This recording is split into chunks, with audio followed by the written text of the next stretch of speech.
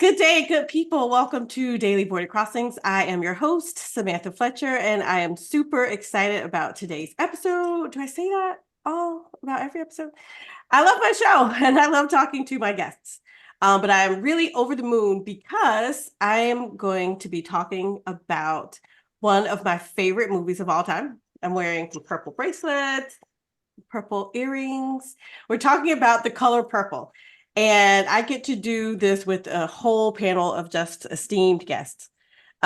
This show is so important that I had to push it back a week. As you've seen, Oprah and the cast of The Color Purple have been all over the country and beyond promoting this new version of the movie. And I got to thinking, why am I excited all over again? Why are so many people excited, right? It's doing numbers that are so big that it's breaking box office records. So clearly it made... it's connecting with many different people across generations and across times and across time. And I wondered, why is that? And I had this idea to pull together people to talk about this, but trying to get people to record after the Christmas holiday, the movie came out on Christmas. So I needed to record after Christmas, but before the new year, and people were busy and with family. So I just said, I'll wait. And so now we could all get together, and I'm here with this wonderful crew. And we're going to talk about the past, the present, what The Color Purple meant to us individually, personally, what it means to society, and why people can relate, and why people keep coming back. So we'll talk about all this, as well as the cultural significance about Black cinema, Black media, Black folks, current events, and much, much more. But first, I need to introduce this panel of guests. We have writers and filmmakers, a director, producer, educator, professional leaders, board directors, authors, and so on, representing different generations in different areas of the country. So I'll say your name kind of by the order that I see them. And you can just quickly say who you are, where you are, how many times you've seen the original Color Purple, and we'll go on. So the first person to my left, I want to pin you as I say your name, is Anthony. So tell us who you are, where you are, how many times you've seen the movie. All right, I'm Anthony Page. I'm a filmmaker, director, producer based in Atlanta, Georgia, from North Augusta, South Carolina. I've seen both films once, but as a filmmaker, I absorb it very differently. Both of them were very unique and majestic, and I'm excited to be a part of this conversation. Awesome. All right. Next, I have Miss Clemons on my screen, Rosa Clemons. Hi, I'm Rosa Clemons. I'm a retired nurse executive, presently board director at the Lucicraft Lady Museum, Black History, and a political activist still.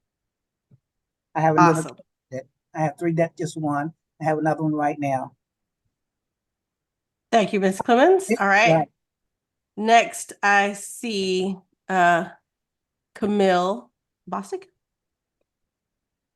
Hi, I'm Kamille Bostick. I am an educator and a current PhD student, former print journalist and English teacher. So I cannot tell you how many times I have seen the original Color Purple. I feel like we watch it at Christmas and on Easter. I watch it when I'm sad. I watch it when I want to be happy. Yeah, so I'm in my 40s. And if I multiply that by my youth, I'm not good at math, y'all, because I'm obviously more of a writing person. Let's say 100. Really, seriously. Wow. Happy to be here. Yeah, I know that's a lot. Don't. Maybe I have a problem. I don't know, but it's just so good to me. And I did watch the latest movie. I have not seen the play, but I've seen the musical just once for the musical. All right. Do you know how many times you read the book? A couple? Oh, the book. There's the also? book. Absolutely. Maybe 6. All right. Thank you, Kamille. Yes. All right.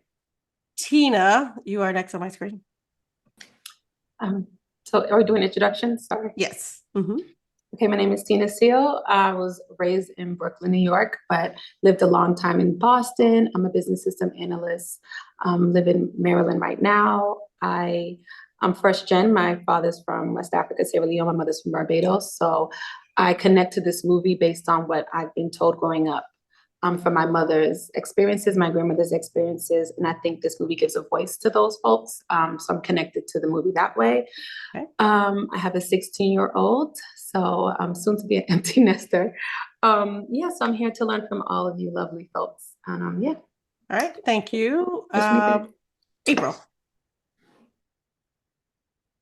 Hi, I'm April. I grew up in Alabama, but I'm currently based in Reykjavik, Iceland.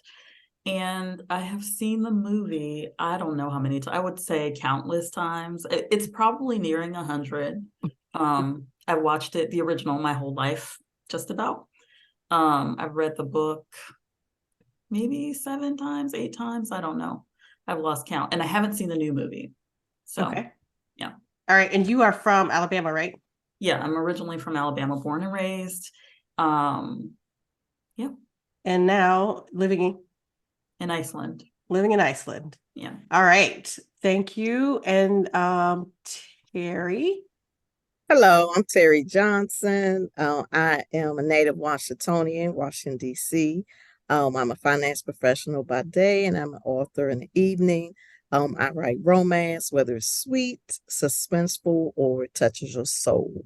In terms of The Color Purple, in terms of the first movie, I would say I probably haven't seen it. I probably watched it about 3 times since it's been out.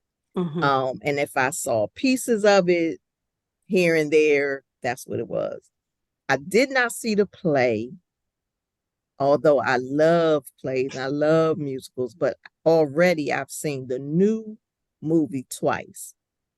And if someone said, let's go see Color Purple tomorrow, I will go tomorrow. I love the new movie. And I did not read the book. I don't think I read the book. And a lot of people may not know, but I think it's actually a 3-part. They were like follow-ups. So I think I read the follow-up to it, Mm, but I don't okay. remember the name of it. But I believe I did. So that's Okay. me. Thank you, Terry. All right, Shahara, I know you don't have to turn on your camera, but if you could just unmute and say who you are and where you All represent. right, I got you. Greetings again. I'm Shahara Jackson. I am from Brooklyn, New York, and I'm currently here in Brooklyn, living in Cambridge. I read the book, the novel, when I was in high school, and I saw the original movie when it first came out, and I think I may have seen it 24 times since. I saw the Broadway show 10 times, once with LaShawne's, once with the understudy, 4 times with Fantasia, and 3, okay, so that's 11. I saw it 11 times. 3 times with Cynthia Erivo. And if it was still playing, I'd see it again. And I Awesome. saw the new movie 1 time, and I think I'm good. So see, okay, just from this, I'm getting chills thinking about all of our connections. I knew there was connections about this movie. The Color Purple, right? There's the book, which came out in 82 or 83. The original movie came out in 85. Then there was the play, and now there's the new movie. And it has been described, The Color Purple itself has been described as a timeless classic. And I want to know what makes it so. I don't have to hear from everybody, but if you have a thought on that, what is it that makes this movie so timeless? Who wants to chime in on that? I do, Samantha. I want to go back before I go forward. Okay.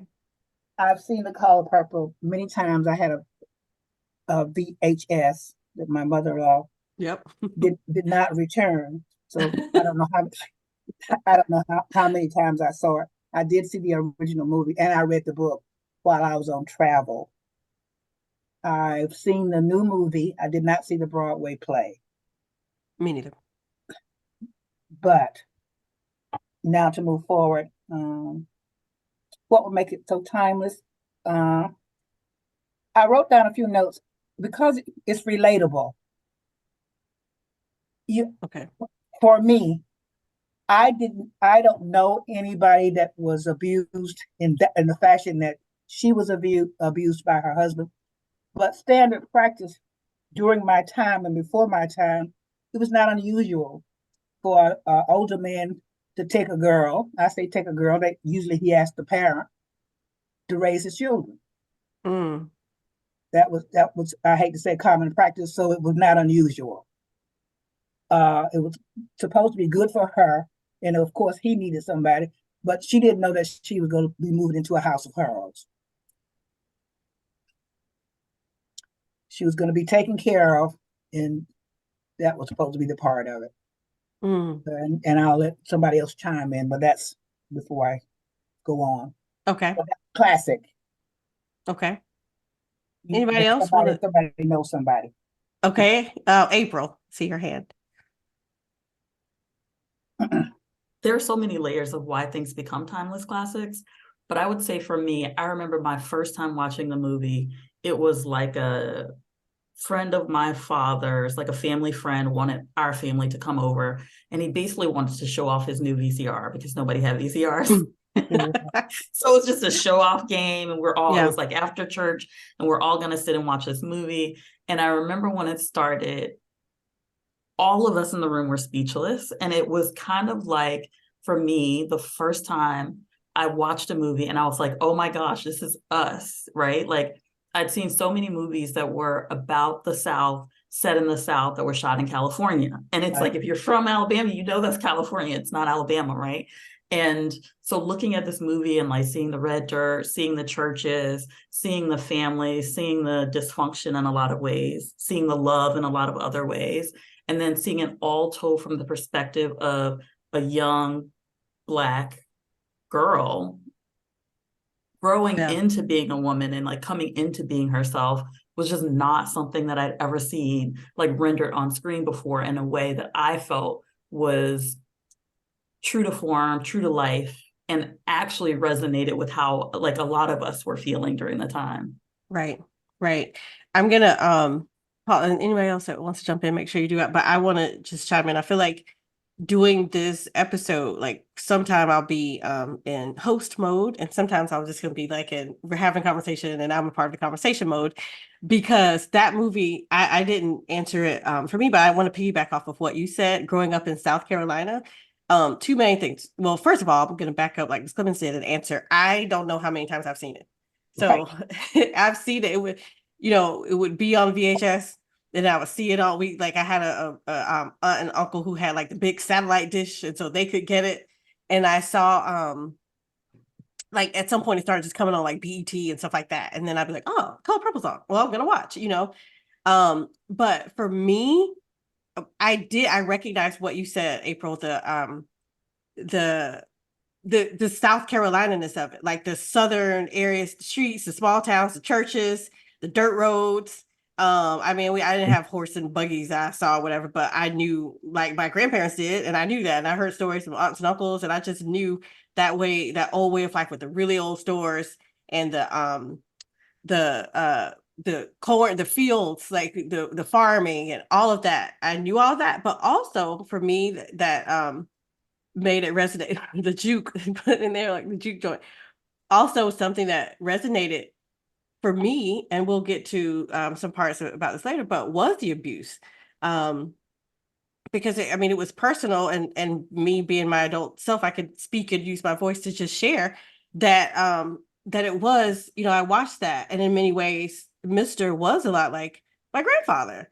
He'd have they didn't show any, you really don't know any Mr. ever had a lot of nice, sweet moments. And my grandfather, to me, he loved me, he adored me, but he was abusive to my grandmother. God rest her soul, she's passed away this past year. And she was the sweetest, nicest, kindest person. And he wasn't, if he was in a bad mood or whatever. Now I saw a lot of threatening and yelling and stuff like that, and getting really close to being really physically abusive. But I heard stories. I knew that he had been, and maybe I saw a couple times where he wasn't. Like that really shapes you as a child, because you're like, is this how life is supposed to be? Is this how men are supposed to be? And there's no real talk of divorce. Everybody just treated it like that's just how it is. And I remember seeing The Color Purple and getting all this hope. I was like, I can go tell grandma she can leave. Like I can tell her, and maybe she doesn't know she can leave, you know. And I just couldn't wait. Like I'm crying. I'm watching this movie. And I'm like, I gotta have this conversation with her. And I remember having it. And she's like, where am I going? And I'm like, Exactly right. I don't know. I don't know, but they can, because in the movie they did. And there was not that whole other part where there's a woman brought there and all that. We didn't have that part. And that's not to say like I don't know what happened that I didn't know about. But I do know that that that was something that wasn't talked about, but that was personal for me.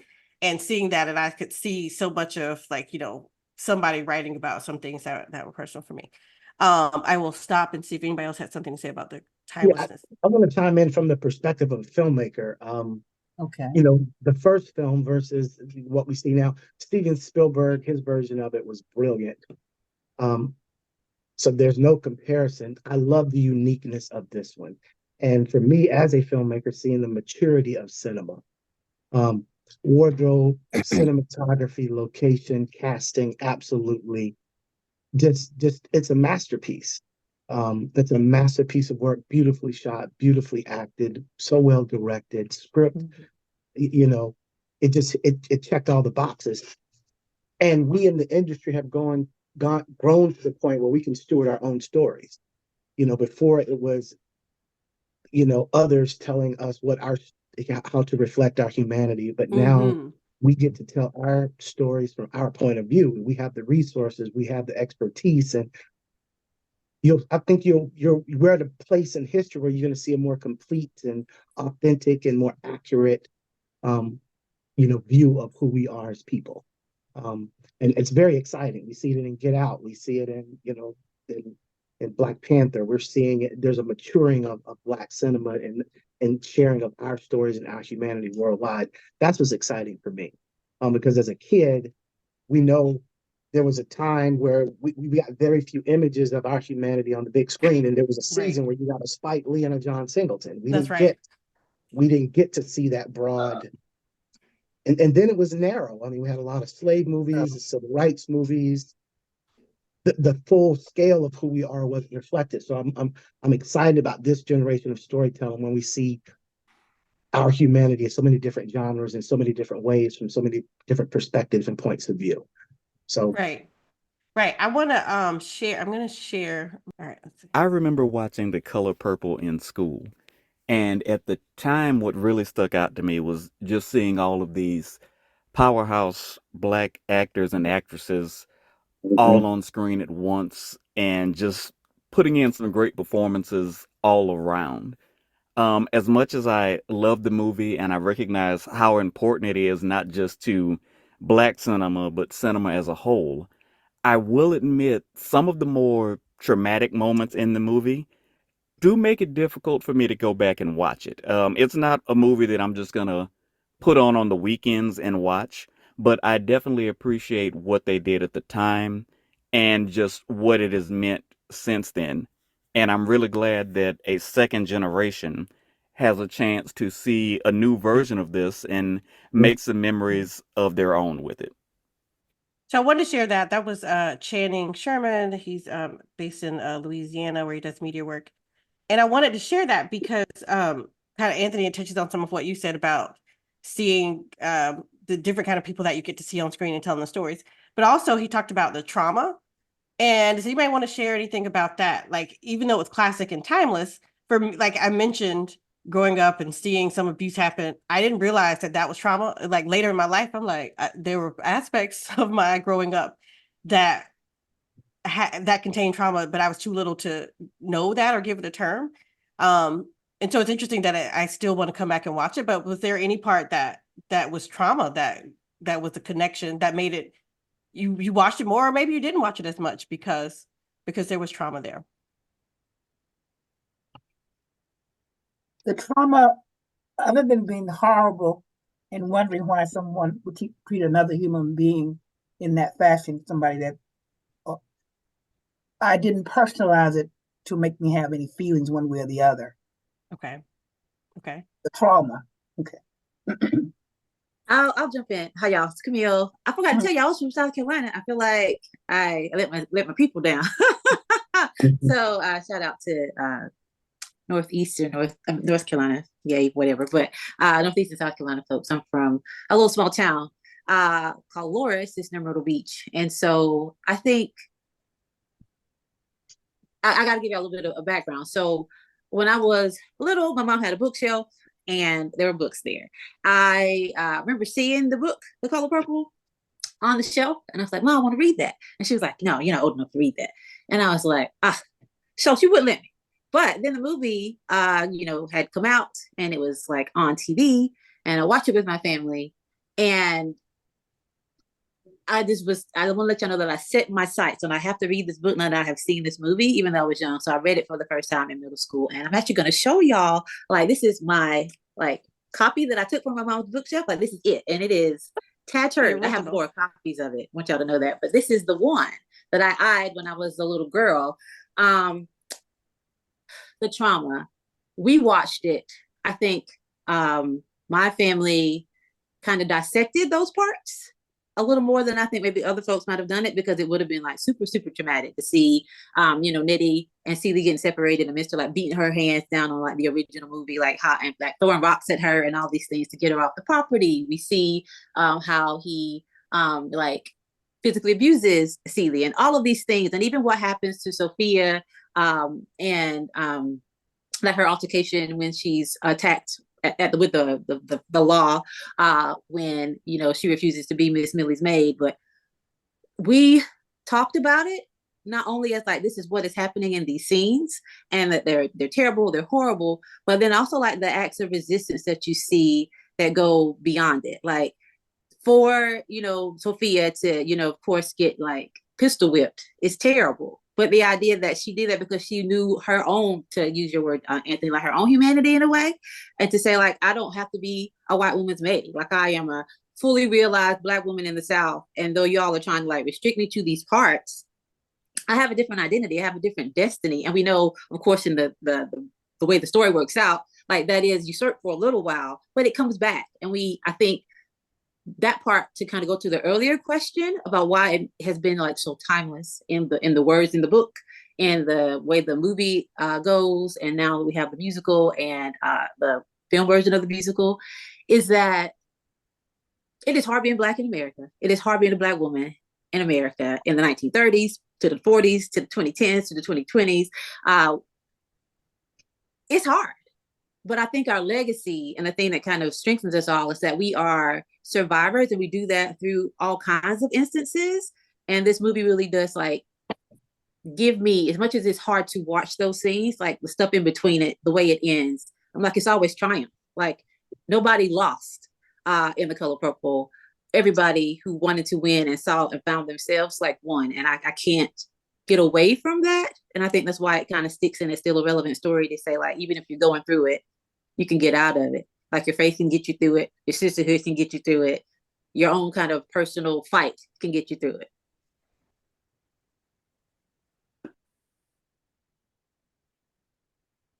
I was talking and I was muted. My bad. Thank you so much for that, Kamille. There's something about triumph. I don't know if I've thought of it that way, but because there are so many parts that are hard, I went back in preparing for this. I found an NPR interview with Alice Walker from 1983. And she's talking. So it's not just, it's audio. You can't see it, but you hear her talking about why she made the movie. And the person that was asking the question talked about the strong women. And then she says all the men are despicable. Like, what is this movie for men? Is it only for women? And Alice Walker said that, no, it's for everybody. And she said, if I think you are a narrow-minded man or something, then maybe you can't watch it. But she also talked about how they were redeemable. Like he was awful, and then he chose to be better, and by the end he became better. And she talked about this journey. So I feel like that's some of what you're touching on. Terry, were you about to say something? I thought I saw you. No, okay, all right. I want to play. I'm going to share my screen one more time because I have this one more thing I want us to listen to. That Mr. didn't have no role model. Oh, can you talk more about that? I guess that's what men did. I can't remember, but they probably brought that scene forward into the new movie too. His dad, you got to beat her. Right. So, yeah. That was his dad's only advice, right? Well, you got to be there. Right? So, many men hadn't seen the movie in their real life. They felt like they had to be there. So Alice Walker brought that to the novel from real life. Maybe not in her family, but she brought that to the novel from real life. Mr. didn't have any role models. Thank you. That's a really great point. And when I think about my own, or just thinking about how a lot of times we keep doing just like cycles and dysfunctions in families and all these things that keep cycling because people don't change it, because that's how it's always been, and they think that this is okay. And maybe that was also something that was groundbreaking. The fact that in the Black community we keep so much stuff, like we don't tell, we don't share. The fact that I've even said that, who knows what my family will say, or anybody that's like, what did you go on there and say that Daddy used to do this to Mom? I'm thinking about aunts and uncles. Yeah, I said it because it's my voice and it's my story. But like, so much of that hadn't been told. This idea of incest and all the stuff that was happening, and here she puts it out there. I wonder if that's part of it too that made it that made it groundbreaking. Yes, but I'd like to chime in on one thing too, on as far as the male, and we could get more into this later. The men just don't have the closeness of the women. We don't have the outlets. I'm not justifying it. It's just it's what it was.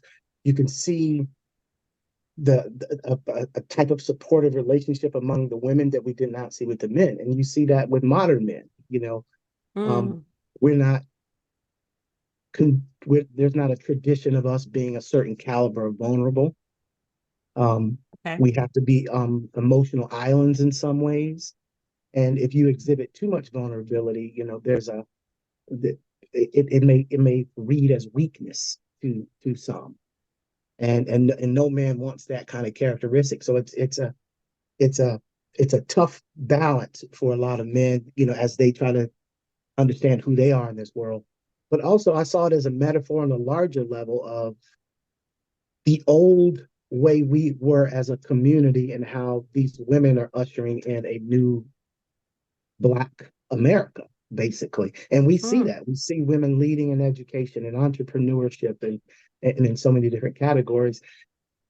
The newness, the evolution, the growth of this film, this story was led by the women in a way. So I think there's a larger theory or metaphor in that as well, which is I think is in line with what we see in the country. So maybe also that was part of like the shock. I hadn't thought of. I mean, like just thinking about, because the women were the lead in this movie, even if the men were dominating and domineering, the women were the stars. And so I like this idea of thinking about how ushering in this new way. I'm going to play this one more thing for us, hopefully.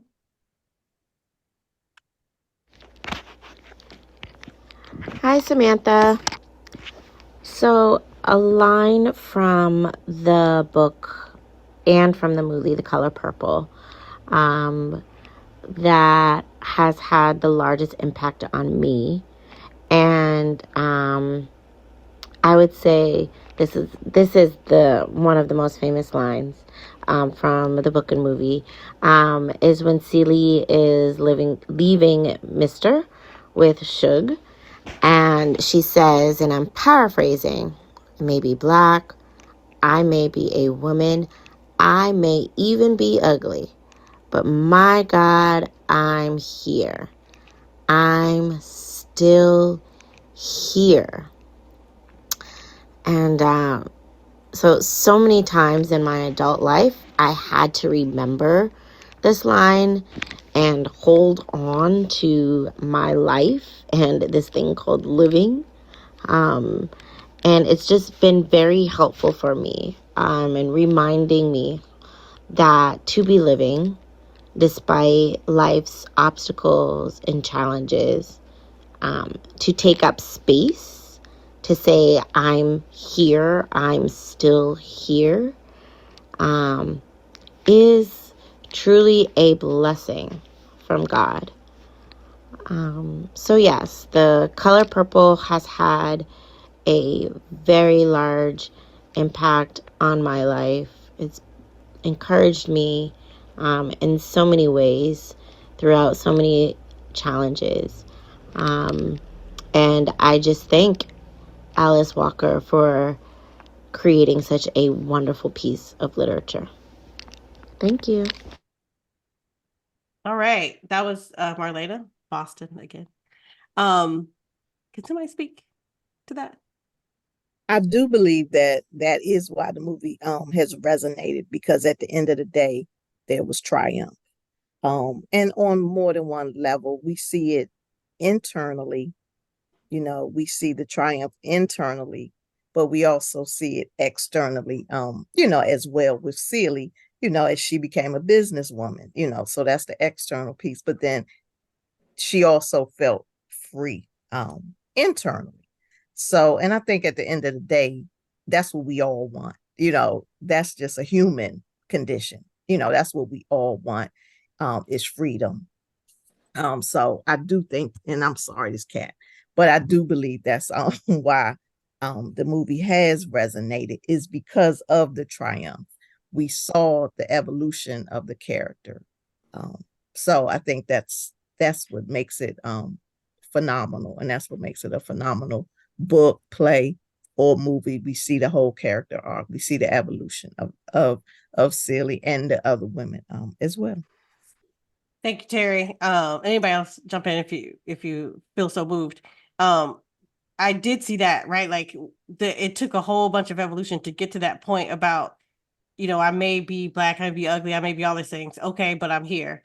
And I think too, there's that too, for what Marlena mentioned about taking up space. I can't speak for every Black woman's journey, but that was a journey for me. To realize, wait, my voice matters. I can have a point, I can have a say, I can have a voice, and I don't have to wait. I still do find myself I'm like, wait, why am I not doing this thing that I want to do? I'm waiting for validation, I'm waiting for permission, and I don't need to get it from anybody. But I'm like, is this a good choice? And I think all that comes from something. But I loved hearing her say that was something that stood out for her, and because it's like way that this movie from way back when can still have this way of resonating and helping her remember to keep going. Which so people who have seen the new one, what are some pros, cons, some likes, dislikes? What do we think? I thought it was, I know Terry said you saw it twice, you said you see it again. I've seen it once. And I don't love musicals as movies. I prefer a musical at a play. But on the screen, I was like, but I loved it. I was like, it was good. I thought the way that they weaved in the music and the musicalness of it was really impressive for me. Like I was just like, how do they, it's just next thing you know, a song is starting and I'm still in the script. So I don't know. I thought they wove it in very well. But I've seen some people that are just like, this is fantastic. And I've seen some people like, I missed this. I know some people don't. I've read somebody that it's like, they messed up some of the lines. I don't remember like the Marca ain't no ocean, ain't no sea. I wanted to do that the exact same way they didn't. But yeah, pros, cons. What do y'all think about the new one versus the old one? I like how the emphasis was placed on renewing and reviving a family. Okay. And the fact that she didn't have children by her father. I like that introduction in the new movie. Yeah, I thought that was like something that they tried to reveal in the old one, but it was a couple things in the old movie that they didn't flat out say well enough. I was like, you gotta like catch it and kind of wonder and guess, but that was very clear. And also when he helped get them here at the end. Like if you're a little kid, you might miss that he actually went to this office and paid for them to come, but they like flat out said it. I like that they made that clear. Right. And that's something that my sister and I discussed, because she didn't remember that piece either. I was 20 when the original movie came out. So my sister's just a few years younger than me. So she didn't remember that piece. And I said, yeah, it was the letter. You don't remember. And she was like, I don't remember that. But I think you're right. You had to somehow, kind of figure that out just a little bit. But yeah, I definitely remember that being part of his redemption arc. Right. You know, that didn't just happen. That was, you know, part of his redemption arc. Yeah. But I like this one. I like that a new generation, people who may not have and won't read the book, people who may not have seen the original movie, get to see a lighter product, for lack of a better word. Okay. Like I just, then of course, if you don't like musicals, then you're not gonna like the movie. So I mean, all the debate about I didn't know it was a musical and all that. Well, if you don't like musicals, you probably won't like the movie. I don't Or know, especially but if you go in not expecting that. right, Right. right. But I guess I knew, I expected, and I love them, so it didn't bother me. But and I think part of what's resonating with me too is the fact that, like I said, I was 20 when it came out. So the actors were a bit older than me. So now I love it even more because I love Fantasia. I mean, I love Fantasia. I love Taraji. I mean, so some of the people that in it are more, you know, we're more, you know, our ages. So I've seen them in movies, and I've seen them come up, you know, in Hollywood and, you know, do different things. And just to see, I mean, Taraji did that thing. She did that thing, period. And, you know, it was just great to see her in that. You know, Fantasia can blow, period. But just to see her in it and doing it, it was great for me from that standpoint too, because I love them. I mean, even the guy that played Harpo, I can't tell you his name right now, but I do like him, you know, in the movies that I've seen him in. Okay. So, you know, well, I didn't know Mhm. Taraji could sing so well. I didn't know she could sing that well either. But So I know that's she could what I'm sing. saying. It was just good to me. Okay. I like that the characters in the movie this kind of leads back to Anthony again. I like that even with Taraji P, her character was a singer and an actress in her real, you know, but she wasn't over glamorized. They were all recognizable as Black people. I'll just put it plain. They weren't trying to be all Hollywood out. And I liked that. It was all real. Yeah. Yeah. And I could dovetail on that too.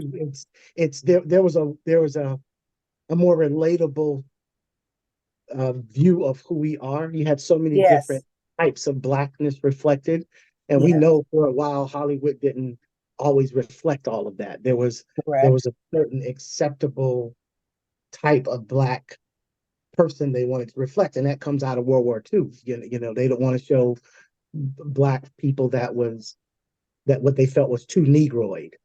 You know, so to see the different sizes and shapes and beauties of these women was great. You know, and one of my favorite characters, I love Danielle Brooks, man. She ate it up every time. I was like, I mean, she crushed it, and I think she's been nominated. So, but also kind of what I love the music part of it too, because it's a celebration and it was cathartic in a way.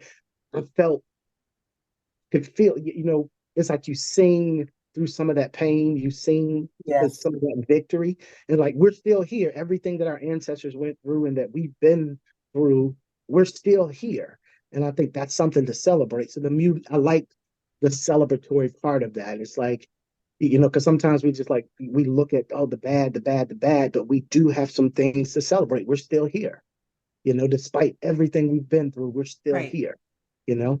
Yeah. I didn't find any of the music sad either. Say it again. I did not find any of the music sad. Right. Everything was appropriate and fitted. Everything just flowed. I did not see it as a musical. It was just another rendition of Color Purple at this time. Yeah. So everything fit. Was the original one supposed to have been kind of a musical? Somebody said that. It wasn't I think supposed to. Quincy Jones did. It had lots of good songs. Y'all remember all the? I remember the songs, but it didn't seem like a musical. It just had really good soundtrack. Like the idea of like, think that, were made bigger in this kind of musical part, where I'm thinking about, like, there's that big number where they're doing like the chain gang thing. Like, there's chain gangs going in the original. We have like the church songs, and I'm the old Ship of Zion when the daddy dies. It's like, it's not more that Kareem. It doesn't matter. But the idea is that I remember lots of the songs from that original one. And even though I enjoyed like this musical version, I needed a little more. I think I needed a little more darkness. It was beautiful. It was bright. It was purple. It was vibrant. But I'm like, we can't rejoice if we don't really see the pain. And I don't know, maybe I am a glutton for punishment. Like, let me see something so we can cry. I saw that then pain. Be happy. I saw the pain. You saw the pain, and I hope audiences understand, like, because you mentioned that idea, like the redemption arc and all of that, like the power of the story is, and I think the thing that kind of cements it in my brain as something that is a must read and a must share with like younger generations, is that it does speak to that resilience and that resistance. And it's like, if everything's like always good, then you don't understand like where we're coming from. Like, why are we okay that we're still here if we don't know where we were? But yeah, the songs were good in this musical. I don't the musical version of it, but I think Suge and the Duke singing that song to Celie, Miss Celie's Blues, like they do it in this one, and it's like on a record, right? Or I don't know if she sings it loud or she just plays the record. I can't quite remember it, and I feel bad because I just saw it last week. But I missed I missed the like doing this in a smoky juke joint in some backwater place. Like it She sang it in her house. She sang it when they were in Memphis or Tennessee. Oh yeah. That's when she actually sang it to her in the living room. As opposed to in the juke joint. Well, I'm gonna ask the folks that love it to forgive me. Please forgive me. No one has mentioned the relationship. I'm asking for grace right now. And even though I liked that it provided great context, things that were missing from the first one. I love the sister. We saw a lot of the sister bonding in the beginning. I love musicals, so I was happy that it was a musical. Acting was great. I just didn't think, like Kamille said, it just didn't weigh on me the same way the first one did. And not that I was questioning myself, like, do I like the Black trauma porn? Is that what I need to feel is that what I'm going for? But I just felt like the first one gave me context to my grandmother's story. It allowed me to see things from my grandmother's point of view, her struggle, what she would dare not tell me when I was younger and now has told me. And to see that representation of my grandmother's story, lighthearted, it's like someone's trying to lighthearted slavery. Like, how do you lighten something so dark? It's supposed to feel the way it needs to feel. That doesn't mean that joy didn't happen during tough times. It doesn't mean resilience and strength and triumph didn't happen during dark times. But for me, I wanted to feel more. And then some things I didn't like. Now, please, again, forgive me. My sister told me we about to get you. I know, watch it.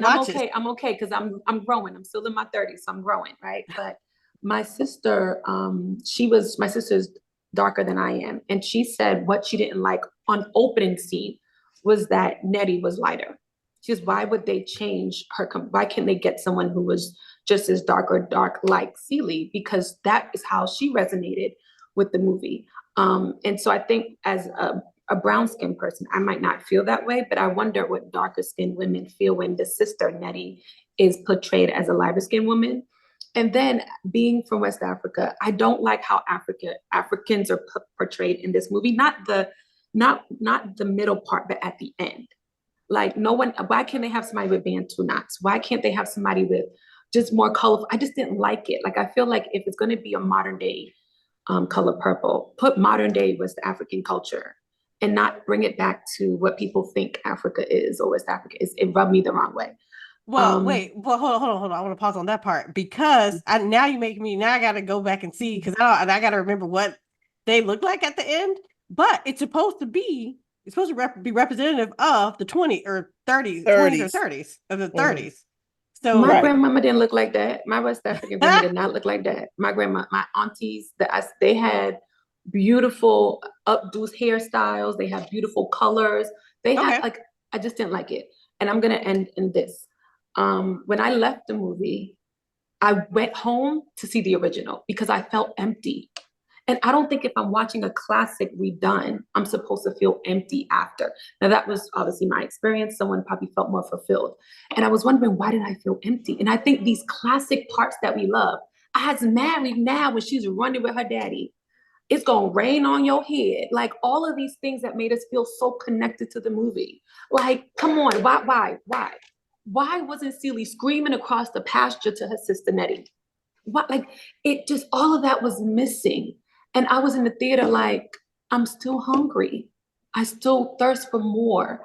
And so when I went home and saw it again, it brought me to tears because what I felt was, this is someone's painful story.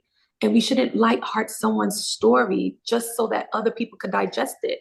It's supposed to be heavy. And the ending is supposed to be triumphant. And we're supposed to feel that lightness at the end.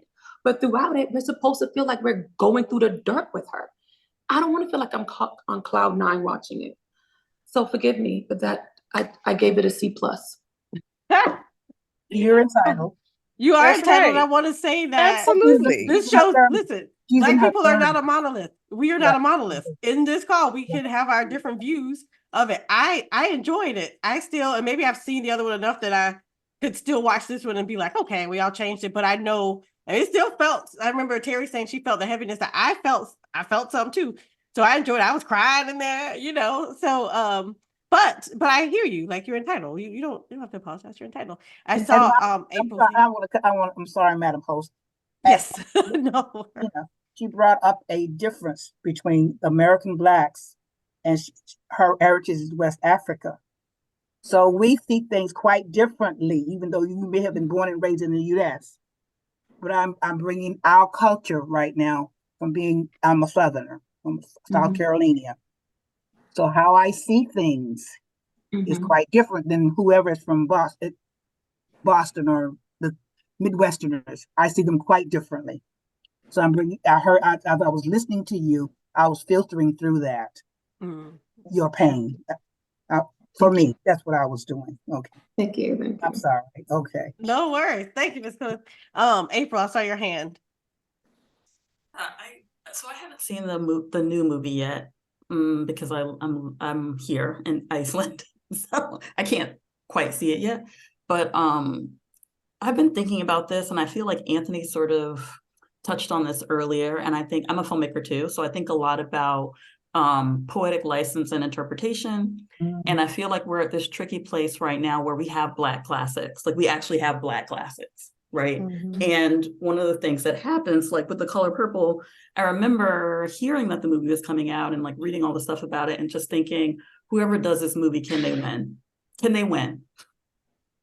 Because to me, it's like, on the other side of the coin with classics, let's look like a Romeo and Juliet, you have like the Leonardo DiCaprio musical version of it. Like people can do so many different things. And I feel like sometimes when you're reinventing classics, you either have to stick to it by the book, like just redo the same movie that everybody loves, which is impossible.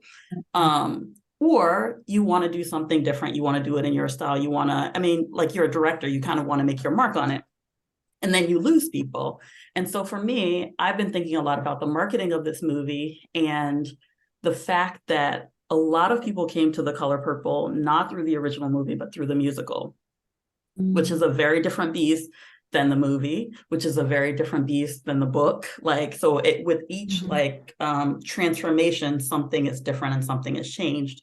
And then the other thing that I was thinking about with the remake is that movies, like they sort of have to be a reflection of the time and they have to be mindful of the time. So I think about The Color Purple that I saw when I was a kid. If that same tone of movie was coming out today, how many Black people would really want to go sit in a theater? Just like I'm not seeing slave movies these days. You know, I'm like, I don't want to go into a theater and sit down and so it's like, I respect a lot of the darkness of this story. I respect Alice Walker's vision. I love the book more than anything, like more than all of the creations and interpretations, because I feel like the book is really true to this voice.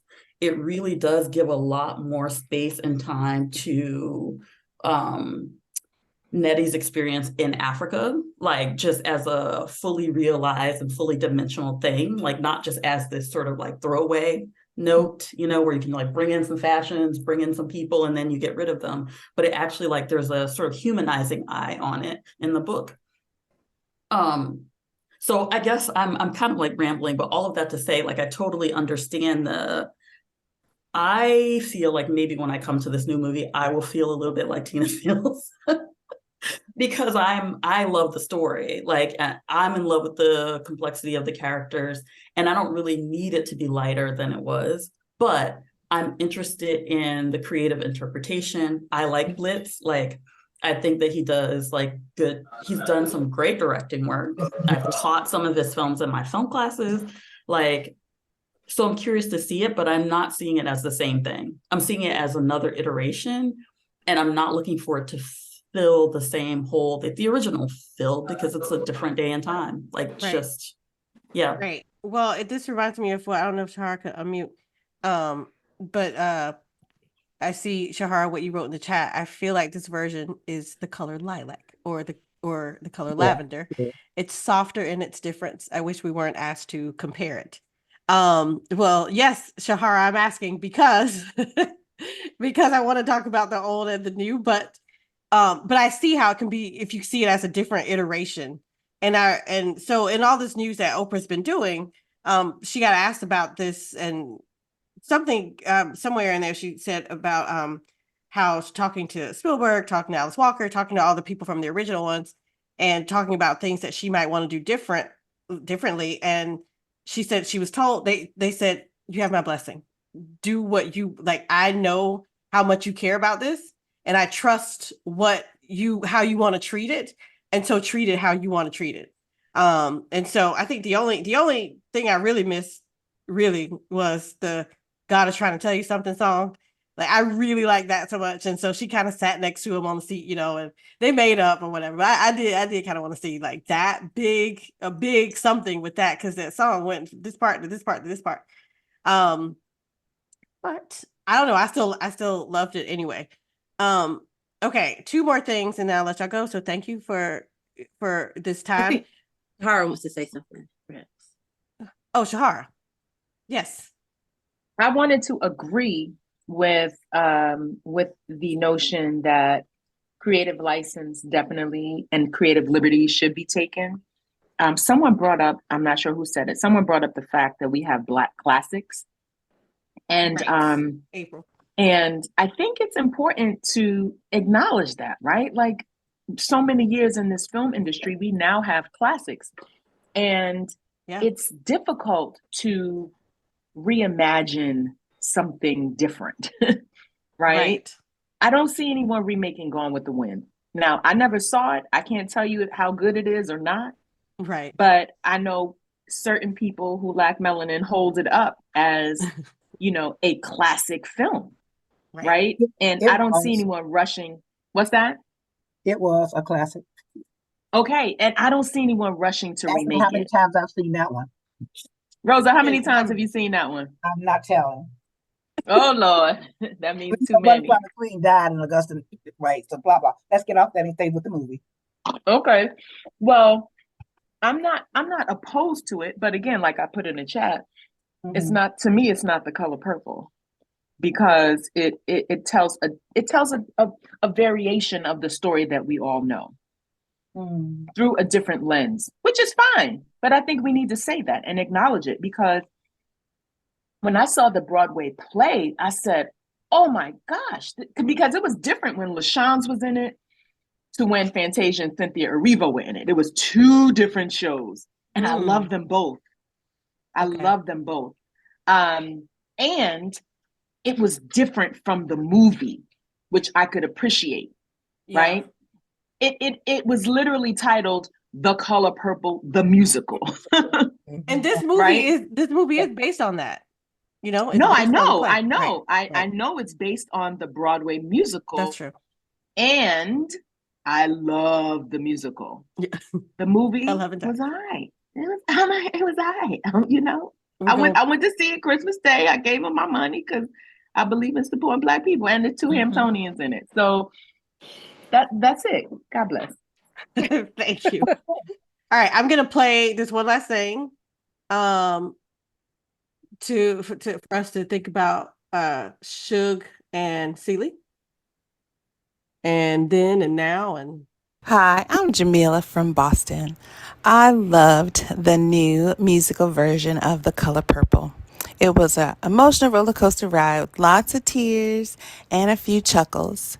Now, I have to admit, I did not love it more than the original 1985 film. Not at all. But I fully appreciate how in 2023 they were able to really amplify the queer love between Celie and Suge. That was a nice new touch for new generations. All right, so Shamila, also Hugsy represent. She went to Hugsy like a decade ago. Anyway, any thoughts on that? Because I did want to talk about how that also people, it was more, the book went more in depth than either this version or the old version. But for people who didn't read the book and just saw it in 1985, even just the fact that they kissed and touched was like a huge thing. And now they do, they go to like a movie. Where are we with their relationship? Suge had been looking for love all her life. Suge or Celie? Well, Celie had been looking for her love all her life, and she found it. I was non-judgmental. Thank you. Anybody else? Actually, like the part when they go to the movies, I was like, okay, I get it. I see what you're trying to do here, and I enjoyed the scene, and I appreciated them like highlighting their relationship. But it also, maybe I'm about like you, Tina. Like I like the new-ish version, like based on the musical, but it just left a lot of holes for me, and I think I still wanted more, because I have read the book, and I do know how serious and deep the relationship between Suge and Celie was. And even though they were able to kind of get that scene that's more than like a quick kiss and some rocking of a bed, that we saw in 1985, like it still felt a little shallow, like, oh, we just having a good time. But like they were connected on so many levels. And yeah, so I'm happy that it existed, but I also think it was still a little safe. And if we're going to do it, let's do it. It's 2023. One of you have the opportunity to write a new play. One of you have an opportunity. Yeah, and continued to bring the things that you're talking about that are missing for you. Only missing for me in terms of the version that we're looking at. I do think Alice Walker wonderfully kind of done that, and shout out to Alice Walker for all her work. But this story there's so many layers, and I know you can't capture a book in a movie. That we're always going to be the purist and say like, oh, it's not as good as the book, because it's not. And what can you do? I think there might have been a little bit of like substance that was sacrificed for the sake of like the spectacle. It was pretty. I love the dance numbers. I loved the sound of it. But again, like I just feel like I was like, they could have a deeper conversation, because their relationship went deeper than that, right? All right. Yeah, and I am glad, like Ms. Clemons said, that Celie got love. Yeah. That as people thought this is scandalous. You can't show two Black women on a film. Even in the 80s, and people thought the 80s were, forward thinking. But Celie needed love, and I was so glad. I was glad that she got love. Mm-hmm. She didn't leave her husband for the woman. That was just right. Right. She did not. She didn't. She's saying it. To write a new novel and take us someplace that we didn't see. All right, Tina. I agree with Kamille. Really quickly, I just felt like in 2023, if we can do more on screen, why didn't we do more on screen? Like, I just felt like it could have been more passionate. I didn't believe it, to be honest. I didn't believe it. Maybe because it's Fantasia and Taraji, perhaps their dynamic wasn't there, but I just felt like I just felt it could have been more. Again, I left the theater feeling still hungry. So. because I on the think your cinema point, side, Gina, Anthony. I'm Okay. sorry, Miss Rosa, I didn't mean to cut you I'm off, sorry. but I was just on the cinema side with Anthony. Mhm. What did Anthony say? The whole production. It's a masterpiece. Right. That's where I was. The same as Oh. I'm loving that y'all love it. I'm gonna critique it. It wasn't bad. Yeah. I do think like we're in a post Moonlight kind of world. We're in a post Pose world. I mean, they had a way to kind of make that more intimate, to make it more like we can feel it. And I'm with you, Tim. I didn't feel it. It happened. I was like, yay, it's on screen. Points for the fact that they couldn't do enough of it in 1985. But again, having loved Moonlight, same kind of color, the purple of Moonlight always got. Like I saw, like we could have done that. We could have made Celie and Suge. Has anybody seen anybody talking about that scene on other shows? I haven't, and I'm curious. I'm sure there's something about the decision to go, as far or something or however. I'm gonna be looking into that. Yeah, I think it's genre too. I mean, because they were aiming at music, as a musical. There's just certain depth that you're not going to get in a musical that you're going to get in a straight ahead drama. And that first one was more a drama that had musical moments, where this is more pure musical. So you're not going to get that depth of a Schindler's List, versus a La La Land. It's light, it moves, Right. it's vocal, Right. it's exciting. So this is something different. It's just like they're both hamburgers, but one's slutty vegan and one's Ruth Chris. You know what I'm saying? They're both burgers, but they're different types of burgers. You know what I mean? It's still a burger though. Because it was. I mean, film is a visual medium, and it was a visual feast. The way the camera moved, the dance, the wardrobe, it succeeded on so many levels, and that there was so much mastery in so many departments across that film. Right. You're talking performance, you're talking makeup, you're talking hair. That's wardrobe. Yeah. So I mean, so maybe they didn't hit the depth of story. And maybe that was sacrificed because they put so much time and attention to the other things. Right. Because it didn't have the depth of the original, but the original was a more drama. And we expect that kind of depth in that genre, just like it has a trope. Just like horror, we expect certain things. Comedies, we expect certain things. Sci-fi, we expect certain things. And musicals, it's a different genre, so it's a different way to experience this story. Thank you, Anthony. I hear you, and I'm sorry. I think you are probably right, and that makes me ask the question. And Samantha, make this like the cut of me for this. Did we need it? Maybe we don't need it as a musical. I'm having a moment. I did enjoy it. I paid for it. I'm like, yay, I'm happy to support. But now I think that's why you give people different things. Yeah. Everybody, I'm not, like I said, I was probably 20 when The Color Purple came out. If I've seen it 3 times, it's too much for me. I don't want to see that. That's too much trauma. It's too much for me. But like you and Miss Tina, you and Tina, that's y'all's zhuzh.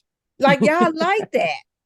I don't. That's too much for me. So I think, Tina, where'd you go?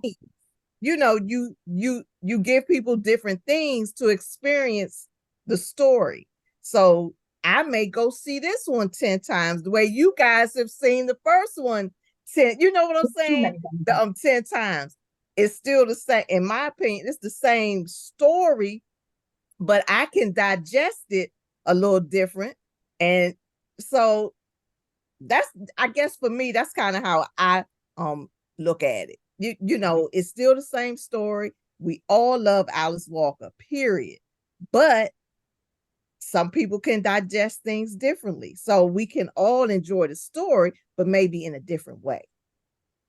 Perfect. I think that's what's happening here, right? We're enjoying it differently. In April, you put it in the chat that like it's creative choice. I will say when I first saw the previews for The Color Purple, like I was seeing The Little Mermaid. I think I took somebody to see The Little Mermaid. And who did I take? Because it wasn't my anyway. I went to see The Little Mermaid and I saw previews of The Color Purple and I was like, well, hold on, wait a minute. Why is somebody messing with plastic? What is this? What is this?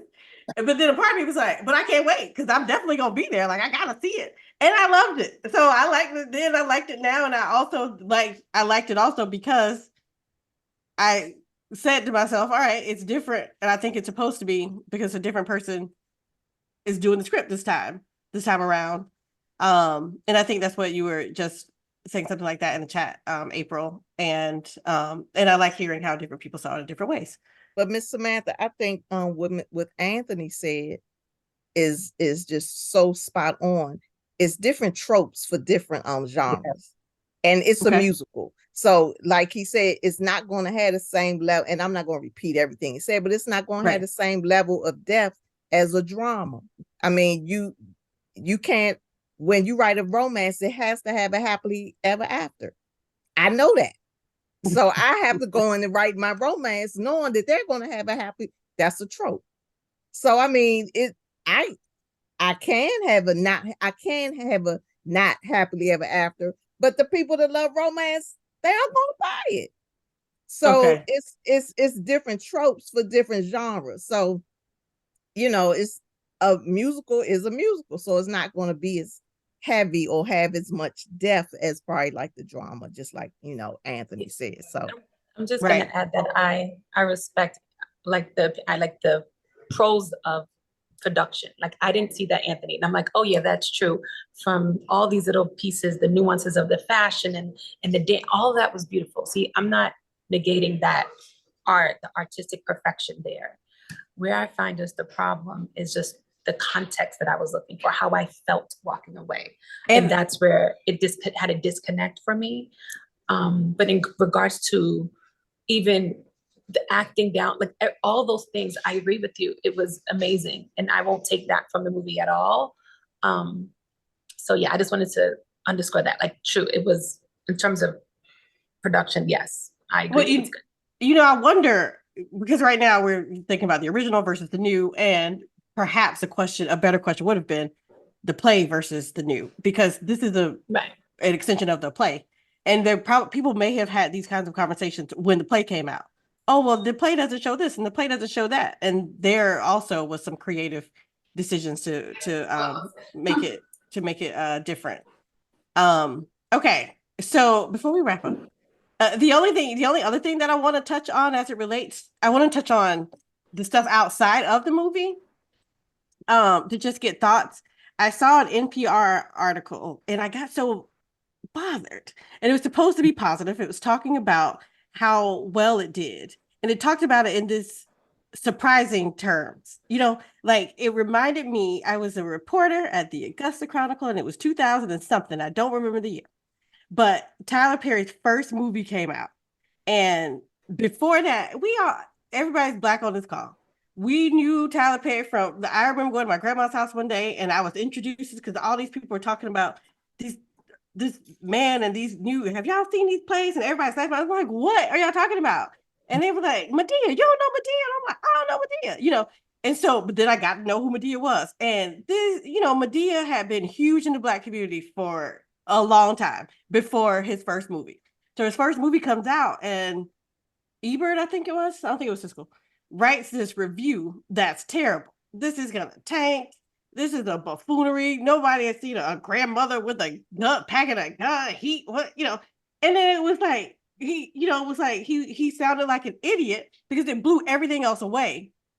And it was this total underestimation of Black folks because mainstream has decided that they always just compare everything to them and what they know. And they don't pay attention to us. So to them, of course, this Tyler Perry movie is a joke because who is it? And then it makes all these millions, and then they're shocked. And I say that, and I want to read this piece to you. This NPR. So the headline: "The Color Purple is the biggest Christmas Day opening since 2009."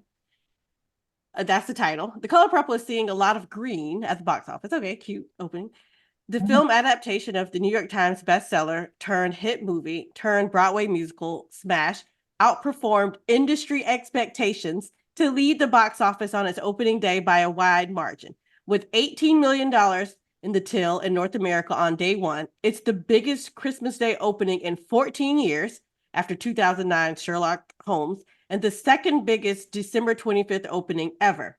That means it also topped the opening of 2012 Les Miserables, which earned 140 million. Blah, blah, blah, blah. Blah, blah. All right, so Warner Brothers has the top 3 movies, blah, blah, blah, blah.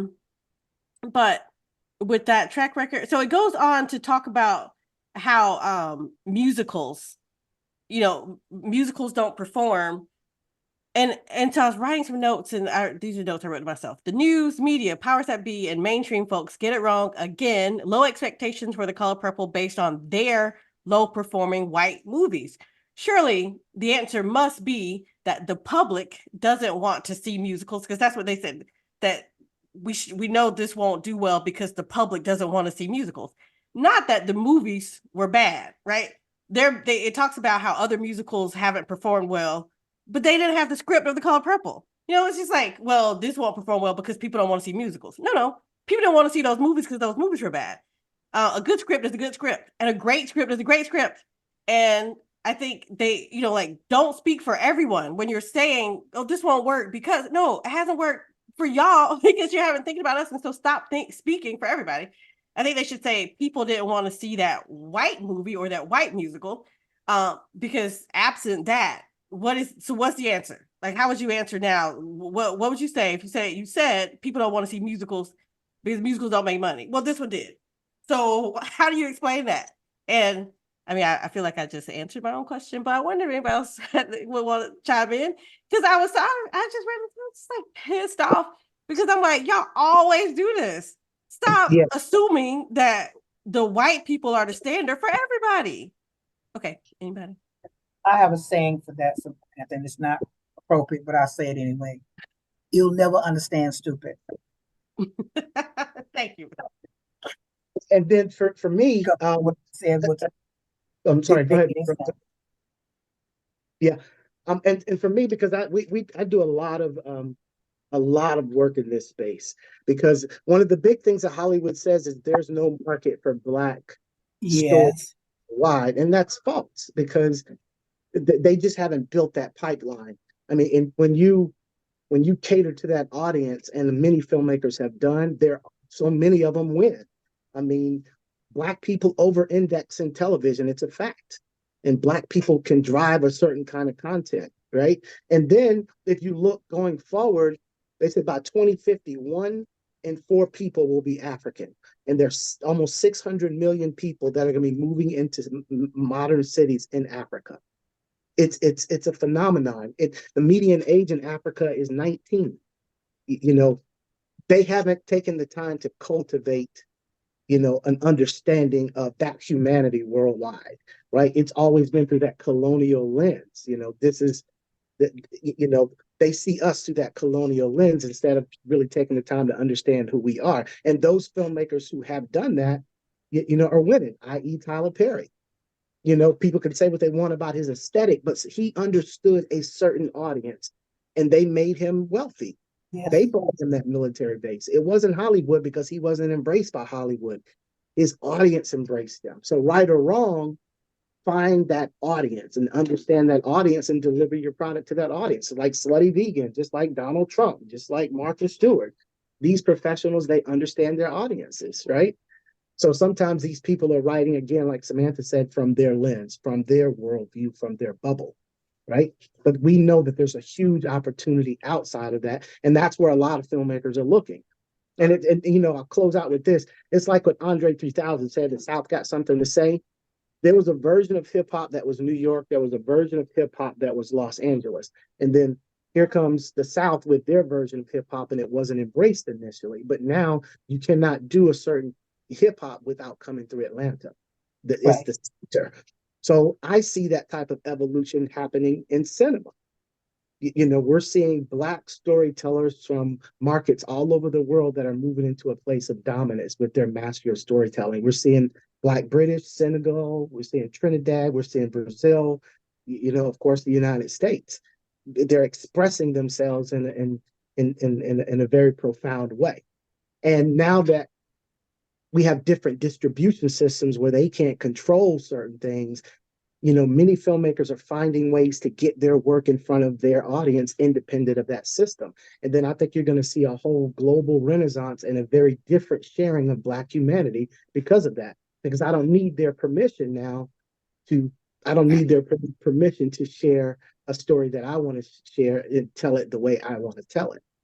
Right. And then Hollywood, I think, will come along eventually because they're going to see this pipeline, this great pipeline of commerce. Like I said, you got 600 million Africans that are coming into adulthood that are going to demand something in terms of global cultural content, let alone what's happening in the United States and the Caribbean. What is that group going to demand? They're going to contribute to the world and they're going to want to consume from the world.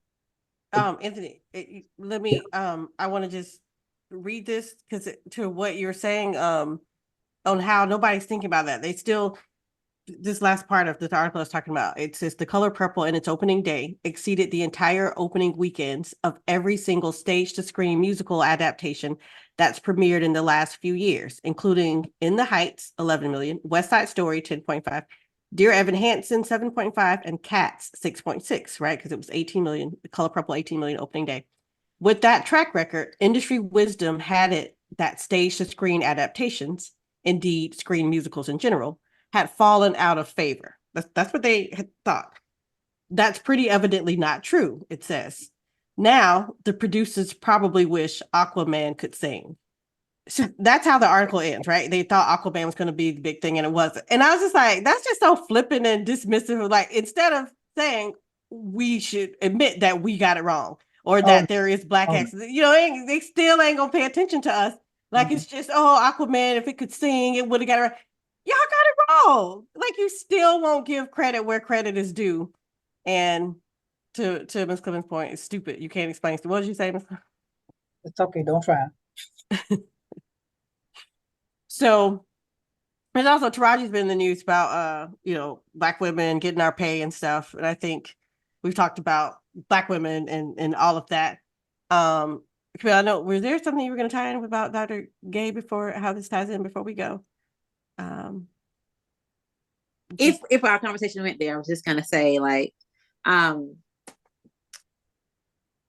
thinking about what's happened to the president of Harvard, and we kind of see, like, thinking about Black excellence, but also Black female excellence, and this understanding, like, I everything that y'all just said in the last couple of seconds, like, always undercounted, always, discounted at that, and just really not given the due to say, like, this is a generational movie. Like, grandmas are gonna go, mamas are gonna go, kids are gonna go. Mm-hmm. The expectation for it not to have done well is crazy, but the idea that we're still in a world where anything Black is always kind of deemed as, like, subpar, not good enough. Like, it's just like, oh, it might work or it may not. Like, it doesn't surprise me that you would get those kind of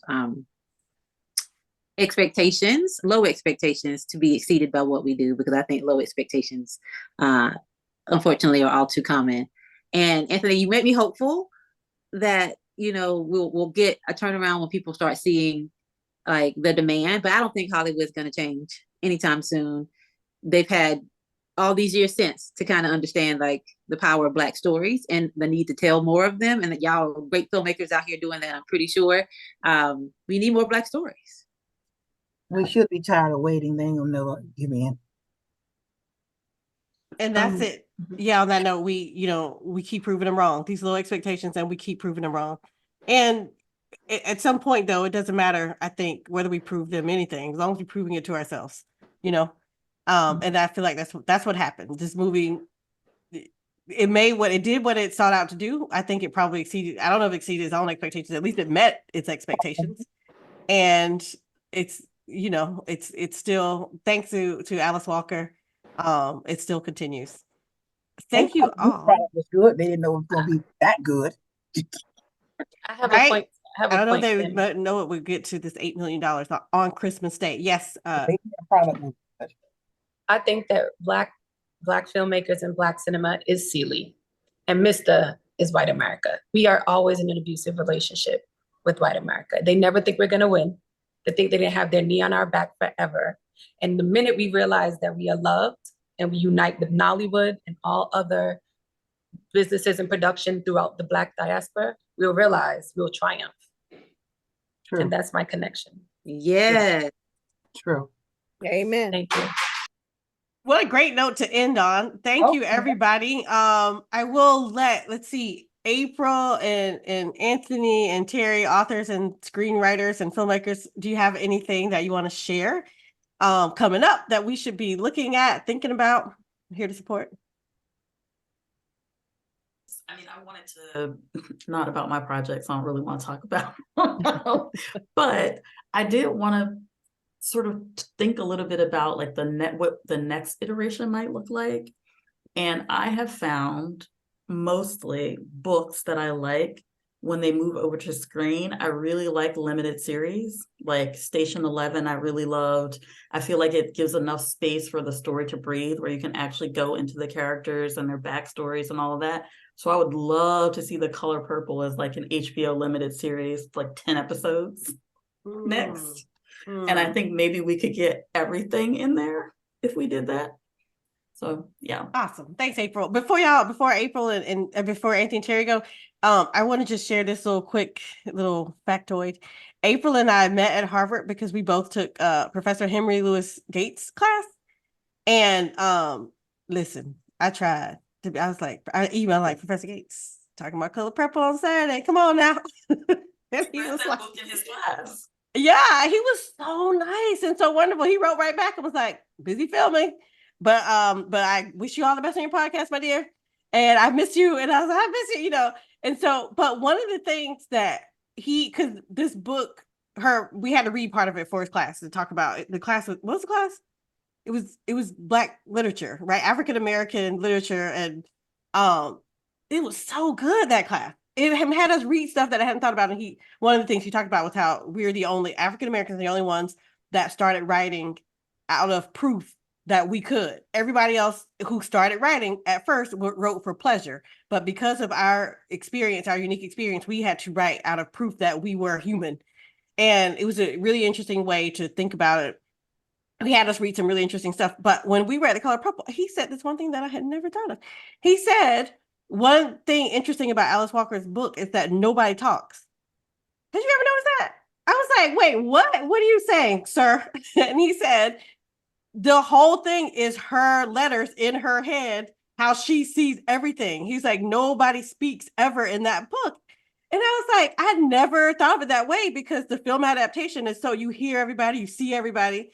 And I just remember him pointing that out in class, and remember just getting way loads of respect for what Alice Walker did, because I didn't even realize that she created these characters through one person's visions and thoughts, and through one person's storytelling, right through writing her letters. And then you see her sister wrote letters. But anyway, I thought it just speaks volumes to the genius of Alice Walker's work. And I just wanted to throw that in because I forgot.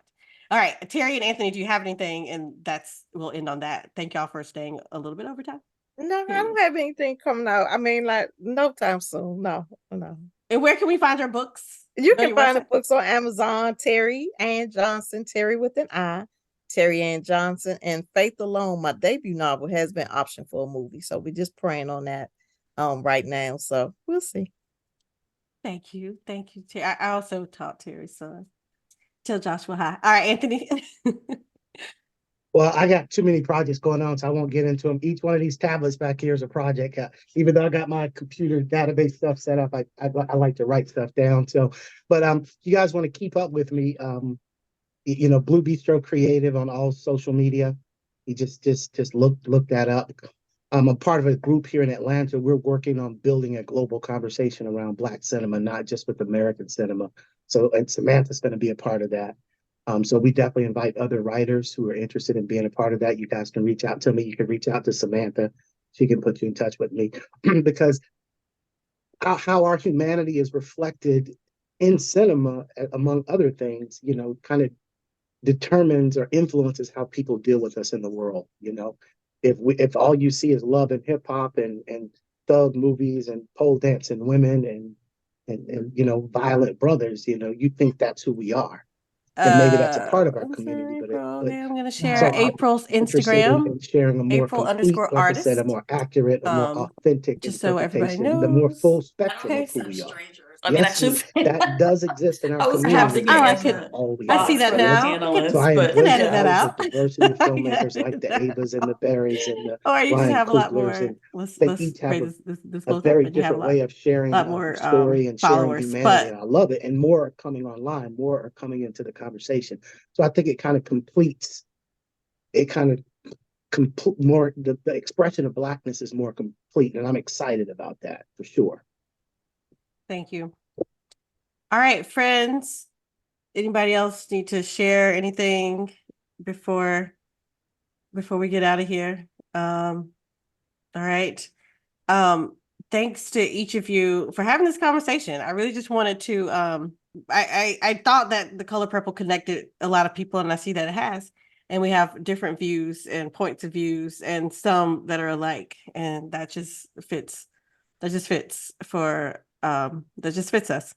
So thank you for taking the time. Thank you for being on the show. And thank you, listeners, for listening to another episode of Daily Border Crossings. Thank y'all. Thank you. Nice meeting everybody. Nice Thanks meeting to everyone. Samantha for Till next convening time. us.